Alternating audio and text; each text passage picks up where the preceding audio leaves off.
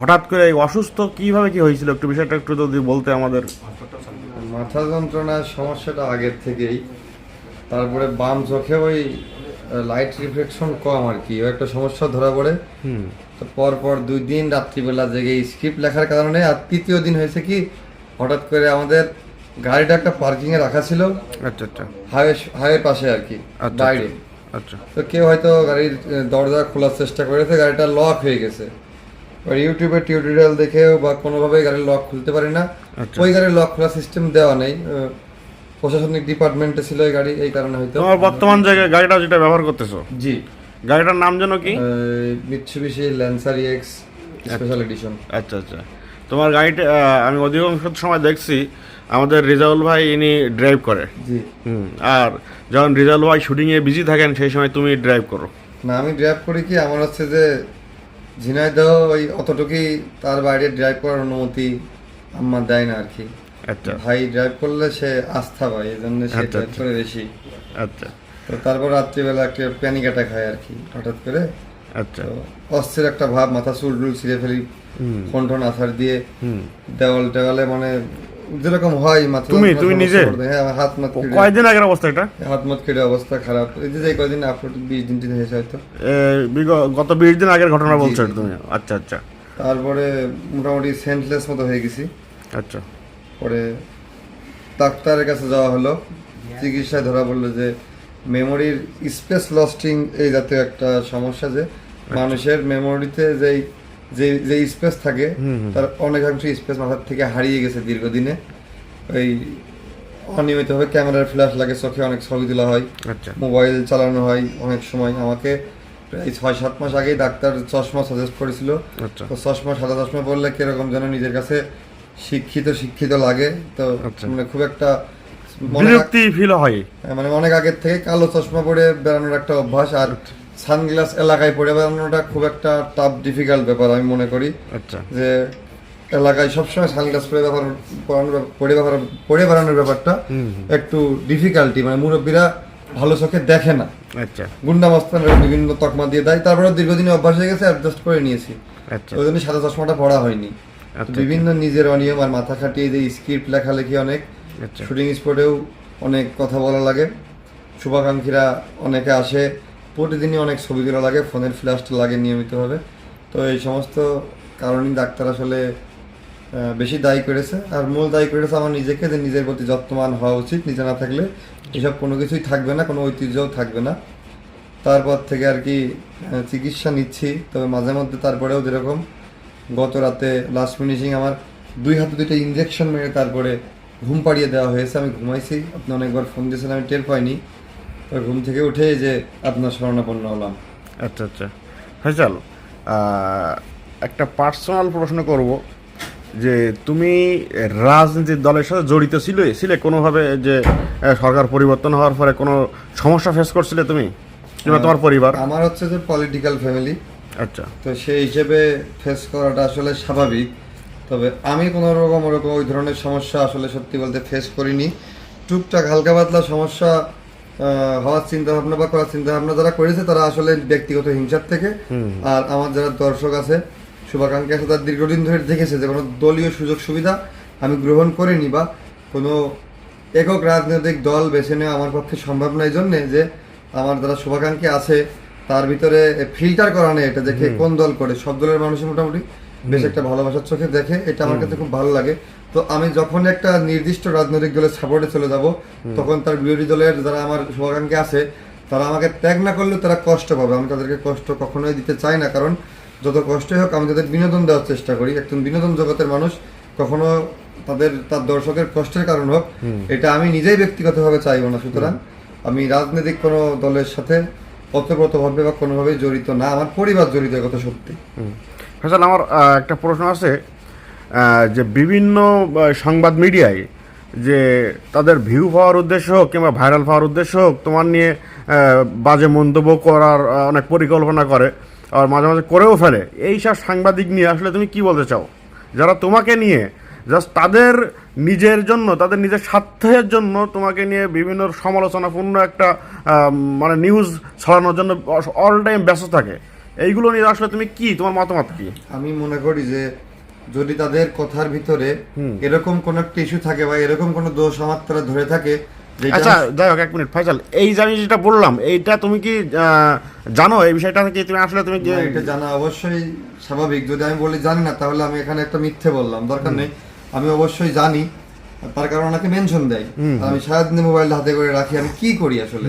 আমার সম্পর্কে একজন ভালো বলুক খারাপ বলুক আমি দেখছি না, এটা আসলে যারা বলে তারা নিজেদেরকে একটু বড় ভাবে হয়তো বেশি, যে না আমার তো time, I have not enough time, আমি দেখিনি এগুলো। তো আমি দেখি আসলে সত্যি বলতে। আচ্ছা। তার ভিতরে যদি কোনো তারা যে অভিযোগ করে কোনোটা যদি সত্যি হয়, তাহলে এটা আমার জন্য খুব ভালো লাগার বিষয়। এই জন্য যে না, সে নিজে, আমি তো তাকে চিন্তা ভাবনা করতে বলিনি, কিন্তু সে নিজস্ব ভাবে চিন্তা ভাবনা করে আমার একটা দোষ ধরে দিল। এই দোষটা আমি যখন সংশোধন করে ফেলবো, তখন আমার নিজের জন্য ভালো হলো ব্যাপারটা, যে না পরবর্তীতে এই দোষটা মানুষ আমাকে আর চাইলেও ধরতে পারবে না। আচ্ছা, আমি কিন্তু ওটাও বলি না, আমি বলছি যে কিছু ওই যে বলে না হলুদ সাংবাদিক যেগুলো আছে, যেগুলো তোমার ফেক, তোমার নিয়ে এটা ভুয়া নিউজ করলো, কিংবা তোমাকে নিয়ে বললো কি ওরা যে ভিডিওগুলো তৈরি করে এটা হচ্ছে বর্তমান সমাজের ইয়ং জেনারেশন নষ্ট হচ্ছে, এই ধরনের একটা নিউজ ছড়ানোর চেষ্টা করে। এইগুলো নিয়ে আমি যতটুকু জানি, এই যে আমাদের রিজাউল সাহেব ইনি ভিডিও করে দেখা হচ্ছে ওই টাইপের, যেগুলো হচ্ছে বুঝতে পারছো আমি কিভাবে কি বিষয়টা কি বলতে চাচ্ছি। তো আমি জানি ইনি নিশা জাতীয় কোনো দ্রব্য আসলে ব্যবহার করেন না।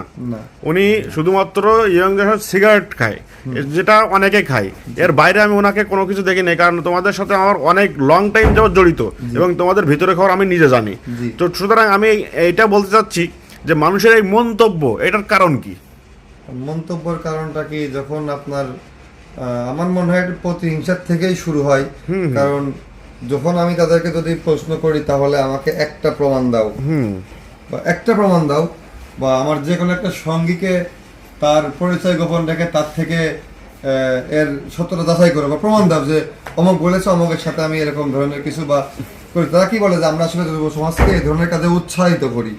তাহলে আমি মনে করি আমরা যে পরিমাণ খেলার সামগ্রী ছোট ছোট বাচ্চাদের, ইয়াং জেনারেশনদের দিয়ে থাকি, আমার মনে হয় না কোনো একটা নির্দিষ্ট এরিয়ার রাজনীতিবিদ আমার চোখে পড়েছে বা আমাদের অঞ্চলে তারা এরকম দিয়ে থাকে। দেখি তো একটা 350 টাকার ফুটবল দেয়, সেই জায়গায় 10 জনের হাত থাকে, কে দিচ্ছে কে নিচ্ছে ঠিক নেই। কিন্তু আমাদের ব্যাপারটা এরকম হয় যে আমি মোটামুটি 50 দিন দেওয়ার পর একদিন একটা ছবি তোলার টাইম পাই, আমি থাকি না।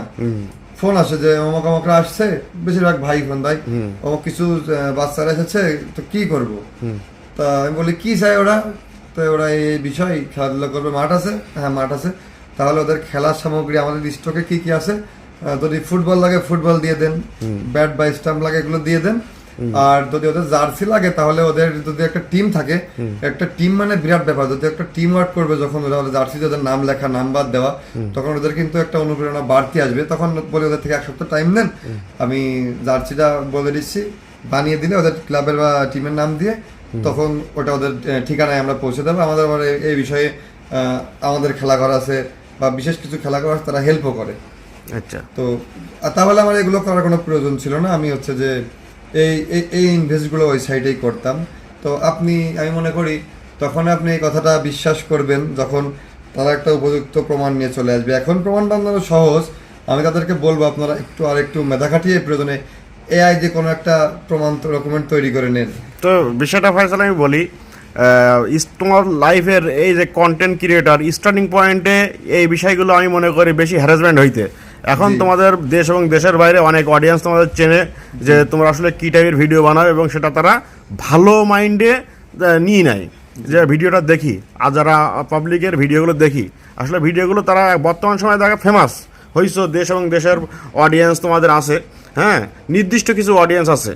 তো এইগুলো অনেক ভালো মাইন্ডে নেয় আর ভিডিওগুলো সব শেষ পর্যন্ত দেখে, কারণ তারা বাংলাদেশের নাটক কিংবা অন্য অন্য যেসব সিনেমা প্লাস অন্য আমি মনে করি তোমাদের ভিডিওগুলো দেখে এইগুলো অন্য অন্য খারাপ কাজ থেকে বিরত রেখে এই ভিডিওগুলো দেখে। আমি মনে করি বর্তমান সময় হয়তোবা তোমরা এই সমস্যাগুলো ফেস কম করতেছো, কারণ তোমরা এখন দেশ এবং দেশের বাইরে অনেকে জানতে পারছো যে আসলে তোমাদের মূল উদ্দেশ্য কি, কিন্তু স্টার্টিং পয়েন্টে তোমাদের কিন্তু অনেক সমস্যা ফেস করছিল আমি মনে করি, রাইট কিনা?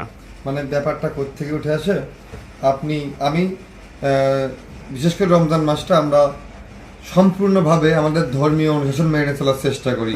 আমাদের মোটামুটি টিম থেকে দিক নির্দেশনা আসে, এবং যে সব থেকে রমজান মাসটা সুন্দরভাবে পালন করে তার জন্য আমরা পুরস্কারের ব্যবস্থা পর্যন্ত রাখি। শুধু আমাদের টিম না, আমাদের অঞ্চল বা সার্কেলের যারা আমাদের চোখে চোখে থাকে ইয়াং জেনারেশন, তাদের ভিতরেও এটা আমরা অফার আগের থেকে দিয়ে দিই। তো আমি যখন ওই লাইনে সম্পূর্ণ চলি, তখন আমি দেখেছি কি যে ইমাম সাহেব নামাজ পড়াই, তার পর্যন্ত দোষ ধরে আমাদের হুজুরির মিলাদের পারে একটু টান বেশি, আমাদের হুজুরের টাকা না দিলি ও দোয়ায় আসলে আর ভক্তি হয় না, আমাদের হুজুর একটু তাড়াহুড়ো করে, আমাদের হুজুরের ওই টান টুন ঠিক মতো হয় না গো, এর ভুল আছে, অমুকে ভালো ছিল, অমুক আদান তাড়াহুড়ো করে দেয়, অমুক আদান 5-10 মিনিট দেরি করে দেয়, অমুক আদান দিতে পারলি বাসে। তো বিভিন্ন ধরনের দেখুন দেখি একজন ইমাম সাহেব হয়তো আমাদের সে নেতা, তাকে নিয়ে সমালোচনা হয়। সেদিন থেকে আমি বুঝে গেলাম যে এটা হচ্ছে আমাদের পাওনা আর কি, এটা আমাদের মাস্ট বি। এই ধরনের সমালোচনার শিকার প্রত্যেকের হওয়া লাগবে। এখন যার যত ইয়েটা বড় হবে, অবস্থান বড় হবে, তার সেই সমালোচনার পরিমাণটা আরো বেশি হয়ে দাঁড়াবে।